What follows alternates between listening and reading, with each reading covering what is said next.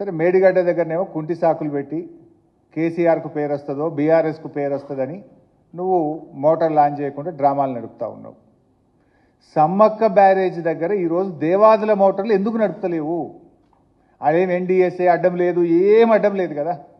Why are you not running the motors of Devadula project? ఇప్పుడు ఈ నిమిషానికి దేవాదుల ఎంత ఫ్లో ఉందో మీకు చూపిస్తా.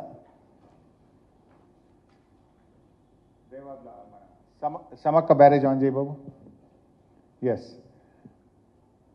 1,08,000 క్యూసెక్లు ఇప్పుడు రైట్ నౌ సమ్మక్క బ్యారేజ్ దగ్గర ఫ్లడ్. 1,08,000 క్యూసెక్స్ ఈ నిమిషానికి సమ్మక్క బ్యారేజ్లో దగ్గర గోదావరి నదిలో ఉన్న ప్రవాహం. మరి మనకు ఒక రోజుకు దేవాదుల ప్రాజెక్టులో 2,542 క్యూసెక్లు పర్ డే ఎత్తే అవకాశం ఉంది. 2,542 క్యూసెక్స్ ఎత్తచ్చు. పోతున్నది ఎంత? 1,08,000 ఫ్లో ఉంది. ఇప్పుడు నిన్న 1,05,000 ఉంది, ఈరోజు 1,08,000 ఫ్లో సమ్మక్క బ్యారేజ్ దగ్గర నడుస్తుంది. మనకున్న system phase 1, phase 2, phase 3 Devadula 3 ఫేజులు కలుపుకొని రోజుకు 2,542 క్యూసెక్కుల నీళ్ళు ఎత్తచ్చు. కానీ ఈరోజు కాంగ్రెస్ ప్రభుత్వం కేవలం 900 క్యూసెక్కులు మాత్రమే ఎత్తుతుంది. కేవలం 900. ఫేజ్ 1 దేవాదుల్లో 2 మోటార్లు ఉంటే ఒకటే నడుపుతున్నారు.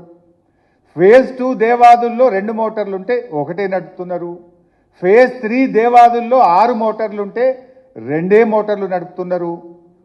ఆడ రామప్ప చెరువులో దాని కెపాసిటీ 2.9 టీఎంసీ. ఈరోజు 1 టీఎంసీ నీళ్లు ఉన్నాయి. అందులో నింపుకునే అవకాశం ఉన్నా నింపుతలేరు మీరు.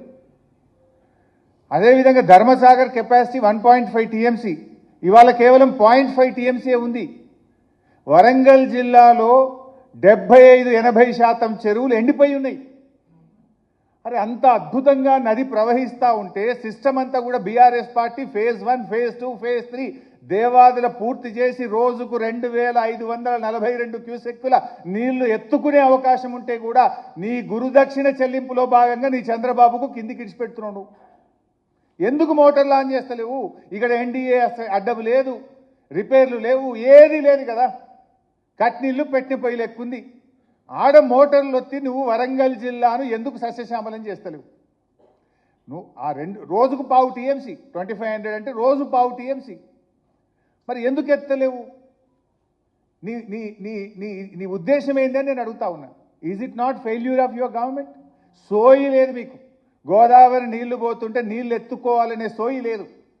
ఒకవైపు కరువు వచ్చింది, ఎలినెనో వచ్చింది, ప్రపంచమంతా మంచినీళ్ళకు ఆగమవుతుంది, కరువు కోరల్లో ప్రపంచం చిక్కుకపోతుంది, రైతాంగం ఆగమవుతారని చెప్పి ప్రపంచమంతా కూడా చుక్క చుక్కను ఒడిచిపడుతుంటే నువ్వు జార విడుస్తున్నవే. దీనికి ముందు సమాధానం చెప్పు ఉత్తమ్ కుమార్ రెడ్డి. నీళ్ల మంత్రిగా ముఖ్యమంత్రిగా మీరిద్దరు ఫెయిల్ అయిపోయినారు. కట్నీళ్లు పెట్టిపోయేలే. కేసీఆర్ గారు ముందు చూపుతో సమ్మక్క బ్యారేజ్ కట్టిండి. అక్కడ అద్భుతంగా నీటి నిల్వ ఉంది.